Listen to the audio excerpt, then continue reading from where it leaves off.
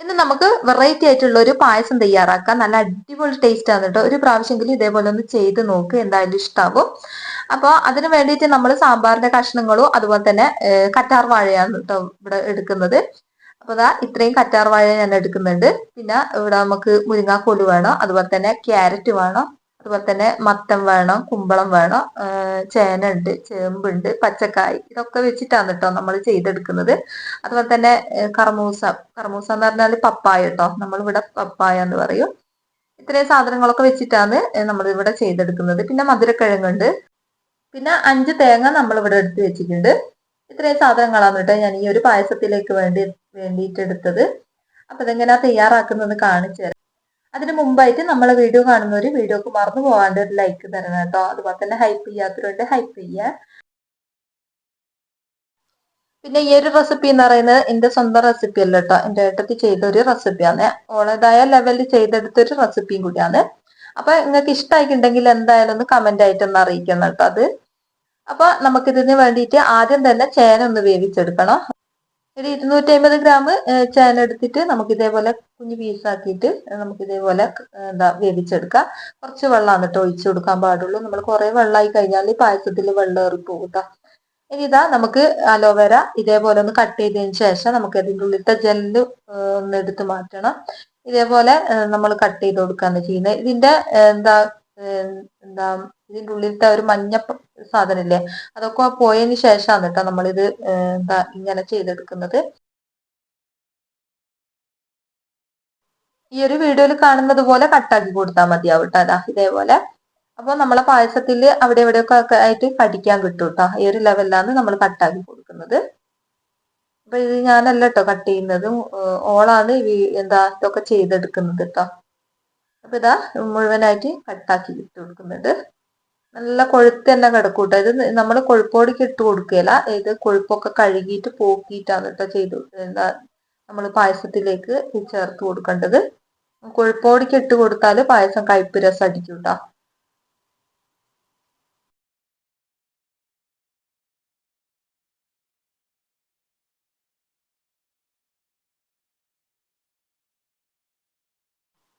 ഇത്രയും ജെല്ല് നമുക്ക് കിട്ടിയിട്ടുണ്ട്. ഇതിനിപ്പോ നമ്മൾ ചായയും അതുപോലെ തന്നെ തേങ്ങാപ്പാലൊക്കെ അരിക്കുന്ന ഒരു അരിപ്പുണ്ടാവില്ലേ ചെറിയ, അതിൻ്റെ അകത്തേക്ക് ഇട്ട് കൊടുത്തിട്ട് പൈപ്പിന്റെ ഒട്ടിൽ വെച്ചിട്ട് നല്ലോണം കഴുകി കളഞ്ഞാൽ മതി കേട്ടോ. എന്നാൽ ആ കൊഴുപ്പ് നല്ലോണം നീങ്ങിപ്പോവും.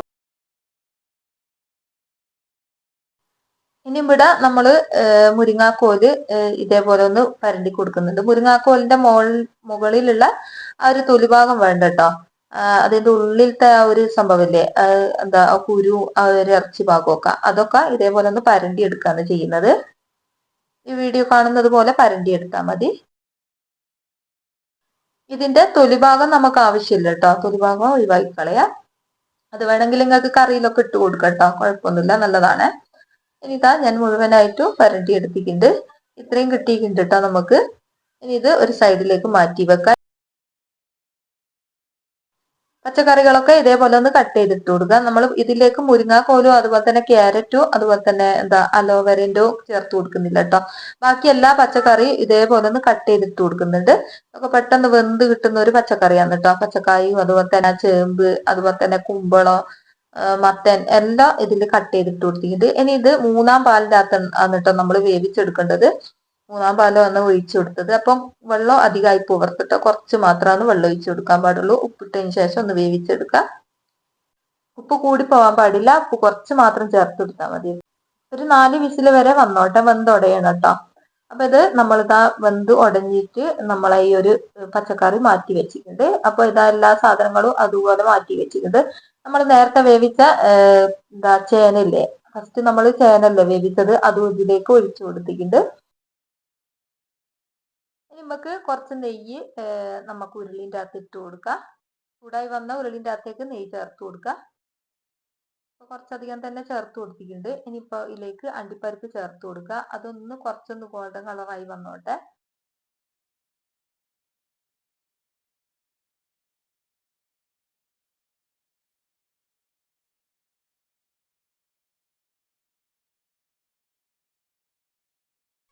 നമുക്കിത് കോരി മാറ്റാം. ഇനി മുന്തിരി ഇട്ട് കൊടുക്കുക, അതും ഒന്ന് കോരി മാറ്റാം.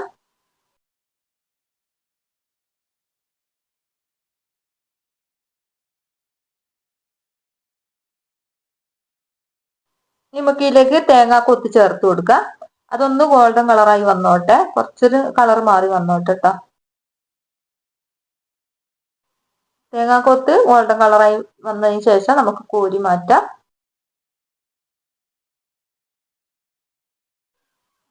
ഇനി നമുക്ക് ഇതിലേക്ക് മുരിങ്ങാക്കോലിന്റെ ഉള്ളിലെ ആ ഒരു ഇറച്ചി ഭാഗം ഇതിലേക്ക് ഇട്ട് കൊടുക്കാം. പിന്നെ ക്യാരറ്റ് 2 എടുത്തിട്ട് ഇതേപോലെ മിക്സിന്റെ ജാറിൽ ഒന്ന് പൊടിച്ചെടുത്തതാണ് കേട്ടോ. നമുക്ക് വേണമെങ്കിൽ ഗ്രേറ്റ് ചെയ്തെടുക്കാം. എന്നിട്ട് ആ ഒരു നെയ്യിൻ്റെ അകത്ത് നല്ലോണം ഒന്ന് വഴറ്റി കൊടുക്കുക. ഒരു പച്ച മണം പോകുന്നത് വരെ ഒന്ന് വഴറ്റി കൊടുക്കുക കേട്ടോ. പിന്നെ നമ്മൾ എന്താ കഴുകി വൃത്തിയാക്കി അലോവേരന്റെ ഒരു പൾപ്പില്ലേ അതും ഇതിലേക്ക് ഇട്ട് കൊടുക്കുക. എന്നിട്ട് നല്ലോണം ഒന്ന് വഴറ്റിയെടുക്കാം കേട്ടോ. ആ നെയ്യിൻ്റെ അകത്ത് നല്ലോണം ഒന്ന് വഴന്ന് വന്നോട്ടെ. ആ ഒരു നെയ്യിൻ്റെ അകത്ത് വഴന്ന് വരുന്ന സമയത്താണ്, നല്ലോണം വെന്ത് വരുന്ന സമയത്താണ് കേട്ടോ ടേസ്റ്റ് ഉണ്ടാവുക ഈ ഒരു പായസത്തിന്. നല്ലോണം ഒന്ന് നെയ്യിൻ്റെ അകത്ത് ഒന്ന് ഇതേപോലെ ഒന്ന് വേവിച്ചെടുക്കാം. കുറച്ച് നേരം തന്നെ ഇതേപോലെ ഒന്ന് ഇളക്കി കൊടുക്കുക കേട്ടോ. ഇപ്പൊ മുരിങ്ങാക്കോലും അതുപോലെ തന്നെ ഈ ഒരു ക്യാരറ്റും എല്ലാം വെന്ത് വന്നിട്ടുണ്ട് കേട്ടോ. നല്ലോണം വെന്ത് വന്നിട്ടുണ്ട്, കളറൊക്കെ മാറി വന്നിട്ടുണ്ട്. ഇനി നമ്മൾ വേവിച്ച് വെച്ച ആ ഒരു പച്ചക്കറി ഇതേപോലെ നല്ലോണം ഉടച്ചു കൊടുക്കുക കേട്ടോ. ഒട്ടും തന്നെ കഷ്ണങ്ങൾ ഉണ്ടാവാൻ പാടില്ല കേട്ടോ. നല്ലോണം ഉടച്ചതിന് ശേഷം നമുക്ക് ഈ ഒരു കൂട്ടിലേക്ക് ചേർത്ത് കൊടുക്കാം. എന്നിട്ട് ആ ഒരു കുക്കറിലേക്ക് നമുക്ക് 2ാം പാൽ ഒഴിച്ചിട്ട് നല്ലോണം ഇളക്കിയതിന് ശേഷം നമുക്ക് ഇതിലേക്ക് ഒഴിച്ചു കൊടുക്കാം കേട്ടോ.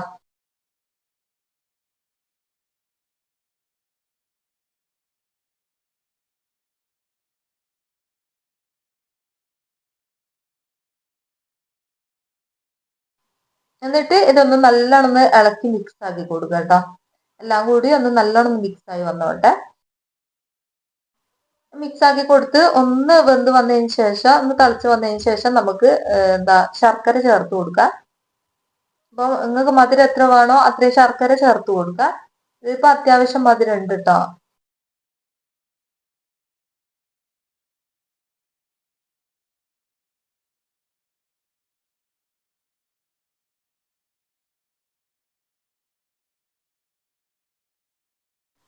അപ്പൊ ഇതാ നമ്മളെ പായസം ഇവിടെ നല്ലോണം തിളച്ച് വന്നിട്ടുണ്ട്.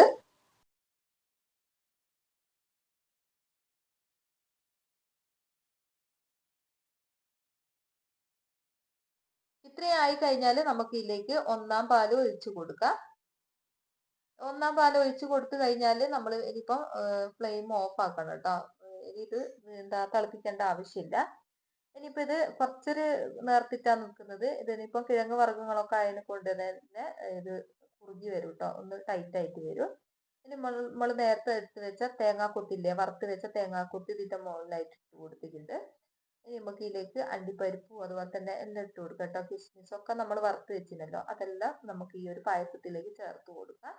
എന്നിട്ട് ഒന്നും കൂടി ഇളക്കി കൊടുക്കുക. ആരും പറയല്ലോ കേട്ടോ ഇത് പച്ചക്കറി വെച്ചിട്ടാണ് ഈ ഒരു പായസം തയ്യാറാക്കിയതെന്ന്.